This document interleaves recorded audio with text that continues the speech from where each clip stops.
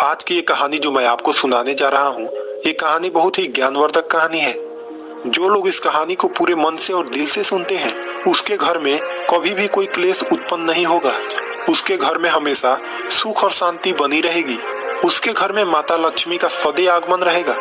ये तो आपने सुना ही होगा कि जिसके घर में रोज झगड़े होते हैं, रोज क्लेश होते हैं, उस घर में कभी भी बरकत नहीं होती।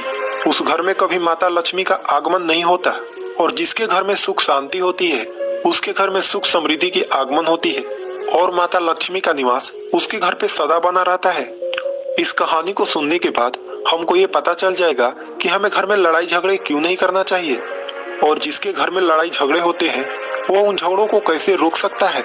क्योंकि घर में सुख शांति का होना बहुत जरूरी है। क्योंकि जहाँ सुख शांति होता है वहीं माता लक्ष्मी निवास करती हैं। जहाँ क्लेश उत्पन्न होते हैं, लड़ाई झगड़े उत्पन्न होते हैं, वहाँ माता लक्ष्मी का वास नहीं होता।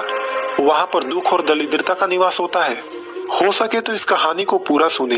यह कहानी आपके जीवन में बहुत सारी सीख देंगी। यह बहुत ही ज्ञानवर्धक कहानी है, इसे जरूर सुने। एक मोर और मोरनी की कहानी।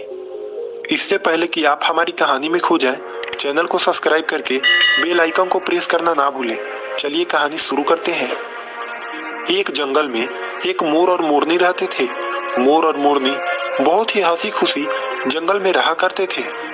एक दिन मोरनी मोर से कहती है कि पिया जी, हमें यहाँ से चलना चाहिए। हमें वहाँ चलना चाहिए जहाँ हमारे समाज के लोग रहते हैं। काफी सारे मोर और मोरनी रहते हैं, हमें वहाँ चलना चाहिए। मोर मोरनी से कहता है कि प्रिय, अगर हम वहाँ चलेंगे तो लड़ाई झगड़े होंगे। हम दोनों इस जंगल में कितना सुकून से रहते हैं, हमें वहाँ जाने की क्या जरूरत है। लेकिन मोरनी जिद करने लगती है तो मोर भी मान जाता है।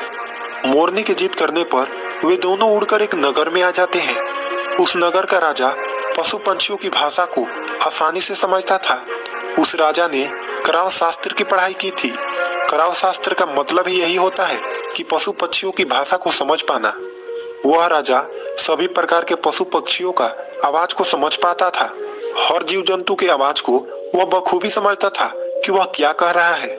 दोनों मोर और मोरनी उसी नगर में आ जाते हैं। एक दिन की बात है, राजा अपनी रानी से कहता है कि हे रानी, मुझे बहुत तगड़ी भूख लगी है, आप मुझे भोजन खिला दीजिए। राजा की रानी 3600 प्रकार की भोजन बना करके एक हाथ में पानी का लोटा और दूसरे हाथ में खाना का थाली लेकर